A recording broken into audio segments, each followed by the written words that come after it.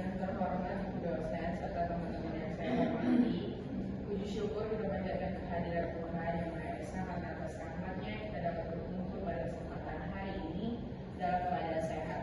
Perkenalkan, saya Bu Rifana Sindarini selaku moderator yang akan memandu jalannya presentasi pada hari ini. Lalu di sini ada dua rekan saya sebagai pemateri, yaitu saya Bagas Pratama Manulung.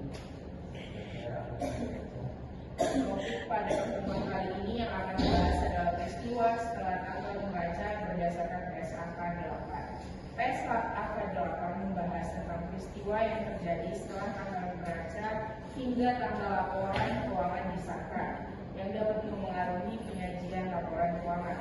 Pada kesempatan kali ini materi akan disampaikan oleh rekan saya Bagas untuk materi pertama kali. Untuk pemaparan pertama, materi yang akan disampaikan yaitu membahas mengenai pengertian peristiwa setelah tanggal beraca serta jenis-jenis peristiwa yang memerlukan dan tidak memerlukan penyesuaian. Kepada pemateri pertama, saya persilakan. Itu pengertian dari PSAK 8. PSAK 8 adalah peristiwa setelah tanggal neraca kejadian antara tanggal neraca sampai laporan keuangan disetujui untuk diterbitkan. Peristiwa ini bisa mempengaruhi laporan keuangan perusahaan sehingga perlu diperhatikan dalam penyusunan laporan itu.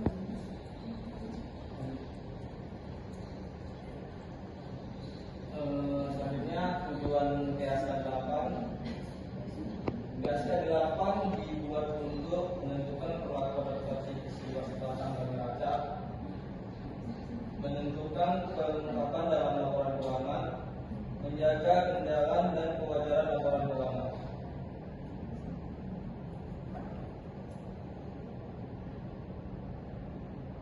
Jenis peristiwa setelah tanggal neraca atau PSAK 8. Peristiwa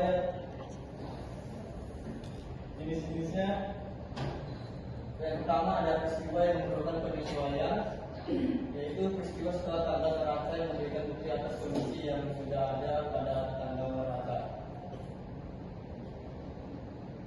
Terus jenis kedua adalah peristiwa yang tidak memerlukan penyesuaian, yaitu peristiwa setelah tanggal neraca yang menunjukkan kondisi yang baru timbul setelah tanggal neraca.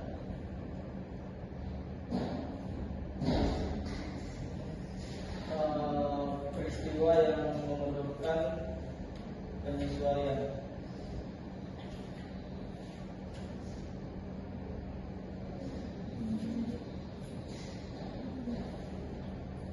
Pertama, memberikan bukti kondisi yang sudah ada pada tanggal neraca. Contohnya yaitu kehidupan tak terlagi dan keputusan pengadilan.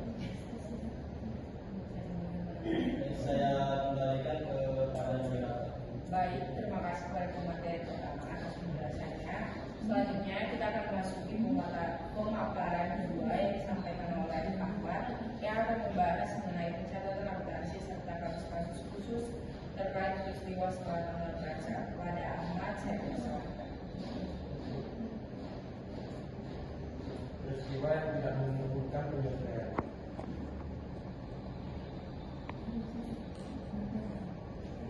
Itu menunjukkan kondisi baru setelah tanggal neraca.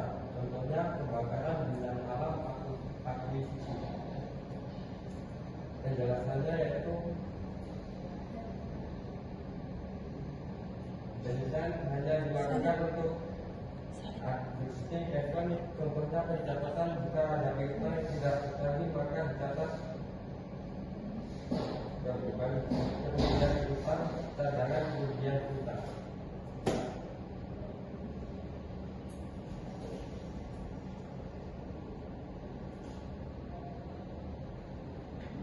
Penyesuaian dan pencatatan.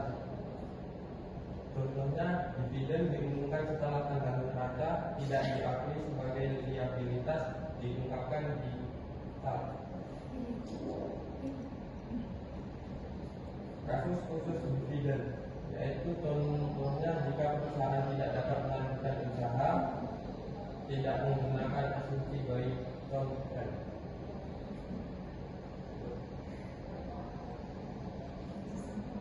kasus khusus going forward, yaitu adjusting effect peristiwa setelah tanggal neraca yang memerlukan penyesuaian pencatatan mana kondisi telah ada pada tanggal neraca, non-adjusting effect peristiwa setelah tanggal neraca yang tidak memerlukan penyesuaian tapi yaitu harus diungkapkan dalam catatan atas laporan keuangan.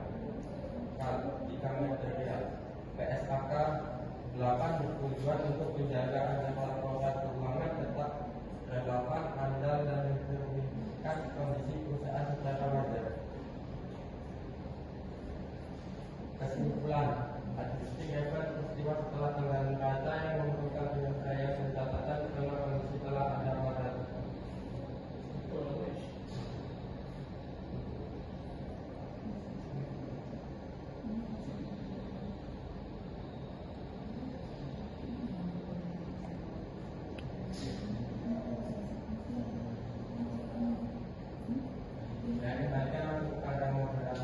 Baik, terima kasih kepada atas pemaparan materinya. Demikian penyampaian materi dari kedua pemateri. Selanjutnya kita akan memasuki sesi tanya jawab. Bagi teman-teman yang ingin bertanya, dipersilakan untuk mengangkat tangan atau menyampaikan pertanyaan.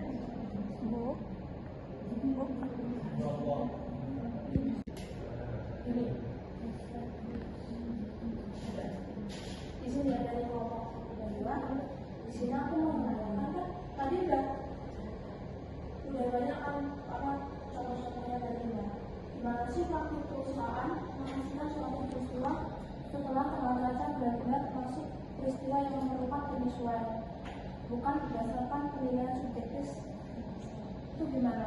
Kasih contoh jurnalnya gitu untuk praktik penerapannya secara langsung. Secara pelan, Apakah bisa diulang untuk Mbak Sisi? Jadi dalam praktiknya itu kan memastikan peristiwa setelah tanggal neraca benar-benar termasuk peristiwa yang memerlukan penyesuaian. Itu boleh kalau Mas dikasih contoh-contoh apa penerapan jurnalnya secara nyata gitu Mas?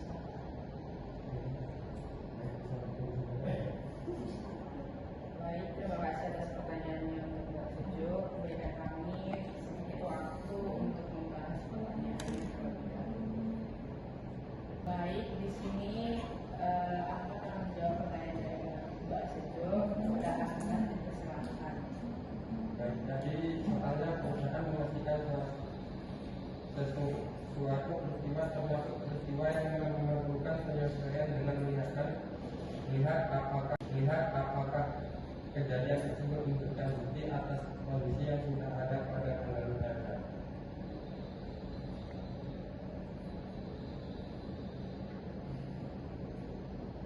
Penilaian didukung oleh dokumen dan fakta yang jelas seperti hasil audit, putusan pengadilan, atau informasi tentang kemampuan bayar pelanggan. Jadi bukan menyebutkan pendapat manajemen, tapi ada bukti yang mendukung. Contoh kasus dan jumlahnya, misalnya setelah tanggal neraca diketahui bahwa pelanggan sedang mengalami kesulitan keuangan sebelum tanggal neraca dan akhirnya dinyatakan tidak mampu membayar.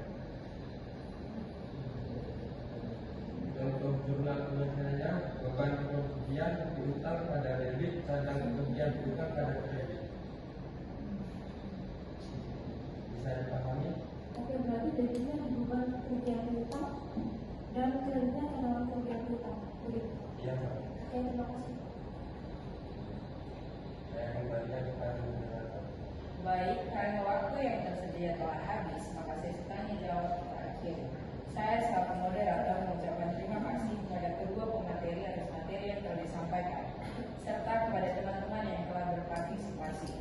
Sebagai penutup, dapat disimpulkan bahwa PSAK 8 mengatur peristiwa setelah tanggal neraca yang dibedakan menjadi peristiwa yang memerlukan penyesuaian dan yang tidak memerlukan penyesuaian, dan menentukan bagaimana pencatatan dan pengungkapannya dalam laporan keuangan. Akhir kata, mohon maaf apabila terdapat kekurangan dalam memandu jalannya presentasi.